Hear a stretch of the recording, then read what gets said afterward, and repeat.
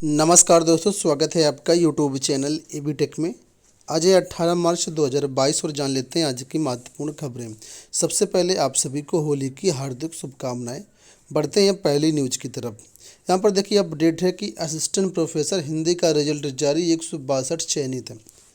उच्चतर शिक्षा सेवा आयोग ने कल विज्ञापन संख्या 50 के तहत हिंदी विषय का जो रिजल्ट है असिस्टेंट प्रोफेसर के लिए जारी कर दिया है। इसमें अंतिम रूप से 162 अभ्यर्थी चयनित हुए हैं। आयोग की सचिव वंदना त्रिपाठी के अनुसार जिन अभ्यर्थियों ने इंटरव्यू के दौरान वांछित अभिलेख आयोग कार्यालय में उपलब्ध नहीं कराए थे, उनका चयन औपबंधिक रूप से किया गया है।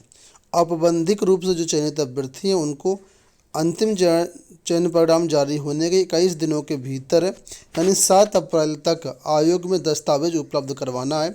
अगर इस दौरान अभ्यर्थी अपने दस्तावेज उपलब्ध नहीं कराते हैं तो उनका चयन स्वतः निरस्त हो जाएगा और इसके बाद आयोग उनके अभ्यर्थन पर कोई भी विचार नहीं करेगा। आपको बता दें कि शासकीय महाविद्यालयों में एडेड डिग्री कॉलेजों में विज्ञापन संख्या 50 के तहत 47 विषयों में असिस्टेंट प्रोफेसर के 2002 पदों पर भर्ती होनी है। इसके लिए लिखित परीक्षा अक्टूबर-नवंबर में करवाई गई थी। लिखित परीक्षा के आधार पर अभ्यर्थियों को इंटरव्यू के लिए बुलाया गया था। हिंदी विषय के अभ्यर्थियों का सबसे पहले इंटरव्यू था और इसीलिए इनका इंटरव्यू समाप्त हो जाने के बाद इनका जो रिजल्ट है वो जारी कर दिया है। हिंदी विषय का इंटरव्यू 9 से 16 मार्च के बीच हुए थे और 17 मार्च को ही इनका रिजल्ट जारी कर दिया है। ठीक है, तो ये हो गई हिंदी की अपडेट। अब बढ़ते हैं अगली अपडेट के बारे में। यहाँ पर देखिए पीएचडी एडमिशन को लेकर के अपडेट है कि जल्द शुरू होंगे पीएचडी के लिए आवेदन। इलाहाबाद विश्वविद्यालय समेत संगठक कॉलेजों में नए सत्र यानी 2021-22 के तहत पीएचडी में दाखिले के लिए आवेदन प्रक्रिया होली बाद शुरू होगी। इसके लिए प्रवेश प्रकोष्ठ ने तैयारी कर ली है। विभागों एवं कॉलेजों में प्रवेश प्रकोष्ठ को सीटों की संख्या दे दी है। सब कुछ ठीक ठाक रहा तो अप्रैल के अंतिम सप्ताह में संयुक्त शोध प्रवेश परीक्षा यानी क्रेट परीक्षा आयोजित होगी। प्रक्रिया लगभग आगे लिखा है कि नए सत्र के तहत स्नातक और परास्नातक में प्रवेश की प्रक्रिया लगभग पूरी होने वाली है। अब तक पीएचडी में प्रवेश के लिए आवेदन मांगे जाने की तैयारी भी नहीं हो सकी है और यही नहीं, अभी तमाम विभागों में पिछले सत्र के प्रवेश भी लंबित हैं। ठीक है, तो फिलहाल यहाँ पर जो लोग पीएचडी करना चाहें इलाहाबाद विश्वविद्यालय संबद्ध कॉलेजों से, उनके लिए पीएचडी के जो आवेदन हैं वो जल्द शुरू होंगे। यहाँ पर अपडेट है केंद्रीय विद्यालय वैकेंसी के बारे में। तो देखिए यहाँ पर प्रयागराज से वैकेंसी निकली हुई है, इफ़को फूलपुर प्रयागराज में। ठीक है, और यहाँ पर वॉक-इन इंटरव्यू के आधार पर ये भर्तियाँ हो रही हैं। तो जो भी इच्छुक अभ्यर्थी हैं यहाँ पर आवेदन कर सकते हैं। कई सारे पदों पर यहाँ पर भर्तियाँ हो रही हैं। तो देखिए पद देख लीजिए। पहले पीजीटी की बात करें तो कंप्यूटर साइंस व समाजशास्त्र और के पद हैं और प्राथमिक शिक्षक यानी प्राइमरी टीचर के भी पद हैं और इनका इंटरव्यू 28 मार्च को होना है। साथ में अगर टीजीटी की बात कर लेते हैं तो टीजीटी अंग्रेजी, गणित, सामाजिक विज्ञान, संस्कृत, इनका इंटरव्यू 29 मार्च को होना है। संगीत प्रशिक्षक, क्रीड़ा प्रशिक्षक, संगणक अनुदेशक, योग प्रशिक्षक व काउंसलर, इनका इंटरव्यू 30 मार्च को होना है। ठीक है, तो यहाँ पर देखिए लिखा अगर अभ्यर्थियों की संख्या अधिक हो जाती है तो स्क्रीनिंग के लिए लिखित परीक्षा बहुविकल्पीय परीक्षा का आयोजन किया जा सकता है। अब आपको आवेदन कैसे करना है तो यहाँ पर देखिए लिखा है कि इच्छुक अभ्यर्थी आवेदन है तो निर्धारित प्रोफार्मा विद्यालय की वेबसाइट यहाँ से जाकर के डाउनलोड करें, पूर्ण रूप से भर लें। विभिन्न पदों हेतु निर्धारित साक्षात्कार तिथि को अभ्यर्थी अपने साथ आवेदन पत्र, मूल प्रमाण पत्र, 61 स्वप्रमाणित प्रमाण पत्रों की फोटोकॉपी, 2 पासपोर्ट साइज फ़ोटो सहित विद्यालय परिसर में 8:30 बजे उपस्थित हों।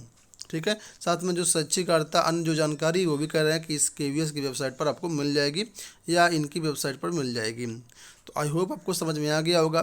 आपको फॉर्म भेजना नहीं है, फॉर्म इनकी वेबसाइट से डाउनलोड कर लेना, उसको भर लेना है और सीधा इंटरव्यू में आपको जाना है।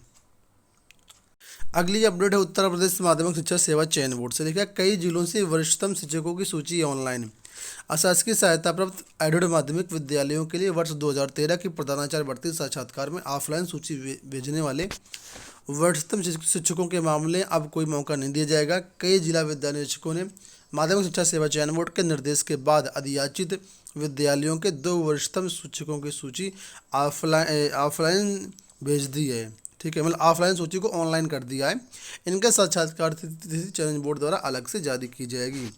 आप लोग जानते ही होंगे कि चयन बोर्ड में 2013 भर्ती के इंटरव्यू चल रहे प्रधानाचार्य के। कुछ डीआरस ऐसे थे जो ऑफलाइन सूची भेज रहे थे, इसी वजह से ऑनलाइन पोर्टल खोला गया था और जो अब सूची ऑफलाइन भेजी गई थी उसको ऑनलाइन भी कर दिया गया है। तो अब कोई दिक्कत नहीं होगी और अब जो है सूची भेजने का कोई मौका भी नहीं दिया जाएगा। जो सूची अभी हाल ही में भेजी गई है उनके लिए इंटरव्यू जो है बाद में लेटर जारी किए जाएंगे। यहाँ पर देखिए अपडेट है, लिखा है बदलाव, 4 साल के स्नातक पाठ्यक्रम का मसौदा तैयार। विश्वविद्यालय अनुदान आयोग ने मसौदा पर 4 अप्रैल तक सभी पक्षों की राय मांगी। यहाँ पर देखिए दिया गया कि विश्वविद्यालय अनुदान आयोग नई शिक्षा नीति के तहत विश्वविद्यालयों में 4 वर्षीय स्नातक पाठ्यक्रम की दिशा में आगे बढ़ रहा है। इस संबंध में 10 मार्च को यूजीसी अध्यक्ष और सदस्यों की हुई 556वीं बैठक में चर्चा की गई। गुरुवार को यूजीसी ने मसौदा सार्वजनिक कर पक्षों को से 4 अप्रैल तक राय देने को कहा है। तो नई शिक्षा नीति के तहत काफ़ी कुछ बदलाव देखने को मिलेगा। तो यहाँ पर फिलहाल इसी बदलाव को लेकर के बात की गई है और 4 वर्षीय जो स्नातक कोर्स है वो लागू होगा। अभी आप लोग जानते हैं 3 वर्षीय स्नातक कोर्स, अब 4 वर्षीय स्नातक कोर्स लागू होगा। इस स्नातक कोर्स में बहुत सारे फ़ायदे देखने को मिलेंगे। जैसे अभी क्या होता है, अगर कोई अभ्यर्थी 2 साल पढ़ाई किया और इसके बाद तीसरे साल छोड़ दिया, ठीक है, तो जब भी अगर भविष्य में अगर करना चाहे तो उसको फर्स्ट ईयर से फिर से पढ़ना पड़ेगा। लेकिन इसके लागू हो जाने के बाद क्या होगा, क्रेडिट आधारित प्रणाली लागू होगी, यानी क्रेडिट सिस्टम एक तरीके से लागू कर दिया जाएगा कि 2 साल का आपको क्रेडिट मिल जाएगा और इसके बाद कभी भी अगर आप पढ़ना चाहें तो सीधा आपका 3rd ईयर में एडमिशन हो जाएगा। इस तरीके से बहुत सारी सुविधाएँ यहाँ पर लागू होंगी, उसी के बारे में यहाँ पर डिटेल से दिया गया है। ठीक है, नई शिक्षा नीति के तहत ये सारी चीज़ें हो रही हैं। यहाँ पर देखिए नई शिक्षा नीति के तहत कुछ और चीज़ें दी गई हैं। लिखा है कि नई शिक्षा नीति के सांचे में डलेंगे एमटेक कोर्स, जुलाई 2022 के शैक्षिक सत्र से लागू करने की है योजना। ट्रिपल आईटी में संचालित होने वाले एमटेक पाठ्यक्रमों को नई शिक्षा नीति के सांचे में डालने की कवायद तेज हो गई है। इसके लिए संस्थान ने 11 सदस्यीय उच्च स्तरीय सब कमेटी गठित कर दी है। इसकी बैठक 21 मार्च को होनी है। इस कमेटी में एक बड़ी कंपनी के उपाध्यक्ष समेत अन्य तकनीकी शिक्षण संस्थानों के शिक्षाविद शामिल हैं। कमेटी की संशोधित रिपोर्ट इसी महीने सीनेट की बैठक में रखा जाएगा। सीनेट से मंजूरी मिलने के बाद इसे बीओजी को भेजा जाएगा। वहाँ से मंजूरी मिलने के बाद जुलाई 2022 से होने वाले प्रवेश परीक्षा में नई व्यवस्था को लागू कर दिया जाएगा। तो एमटेक जो कोर्स हैं उनमें भी नई शिक्षा नीति के तहत काफ़ी कुछ बदलाव देखने को मिल रहा है। यूपीपीएससी की बात करते हैं। लिखा है विभागीय परीक्षा के लिए आवेदन शुरू। सरकारी विभागों में विभिन्न पदों पर तैनात अफसरों के स्थायीकरण एवं प्रमोशन के लिए आवेदन की प्रक्रिया शुरू हो गई है। विभागीय परीक्षा 2022 उत्तर प्रदेश लोक सेवा आयोग की परीक्षा हाल में आयोजित की जाएगी, जिसकी तिथि आयोग जल्द ही जारी करेगा। परीक्षा के लिए आवेदन की अंतिम तिथि 30 अप्रैल तक निर्धारित की गई है। आयोग ने जिन पदों पर तैनात अधिकारियों से स्थायीकरण एवं प्रमोशन के लिए आवेदन मांगे हैं उसमें से उत्तर प्रदेश सहकारी एवं पंचायती लेखा परीक्षा सेवा अधिकारी, तहसीलदार, नायब तहसीलदार, वन विभाग के अधिकारी, सिंचाई विभाग के अधिकारी, सार्वजनिक निर्माण विभाग के अधिकारी, स्टाम्प एवं सहकारिता निबंधन के अधिकारी, सहकारिता और बहुत सारे पद हैं जिसमें से स्थायीकरण और प्रमोशन के लिए विभागीय परीक्षा करवाई जाएगी। तो फिलहाल इसके लिए जो है 30 अप्रैल तक आवेदन मांगे गए हैं और उसके बाद ये परीक्षा यूपीपीएससी आयोग पर ही करवाई जाएगी। ठीक है, तो जो भी इसमें अधिकारी हैं अपना प्रमोशन के लिए आवेदन कर सकते हैं और प्रमोशन के लिए अगर परीक्षा क्वालिफाई करते हैं तो प्रमोशन हो जाएगा। अंत में ये अपडेट है, लिखा है उप मुख्यमंत्री भी रहेंगे, सरकार में 20 नए चेहरे हो सकते हैं शामिल।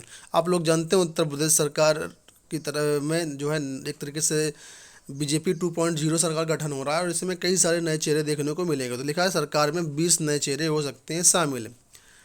देखिए लिखा है कि भाजपा ने उत्तर प्रदेश में मुख्यमंत्री योगी आदित्यनाथ के नेतृत्व में बनने वाली नई सरकार के मंत्रिमंडल के सदस्यों और विधान परिषद चुनाव में पार्टी उम्मीदवारों के नाम तय कर दिए हैं।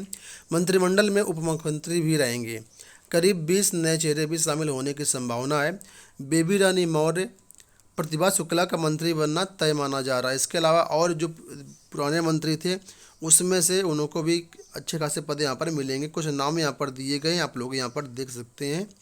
ठीक है, तो 21 मार्च के बाद यहाँ पर सरकार का गठन हो सकता है, मतलब एक तरीके से शपथ ग्रहण हो सकता है। 21 या 22 को सुनने में आ रहा है कि इसमें जो शपथ ग्रहण होगा। तो दोस्तों ये हो गई आज की सारी अपडेट। आशा करते वीडियो पसंद आया होगा। इस वीडियो में इतना ही, धन्यवाद।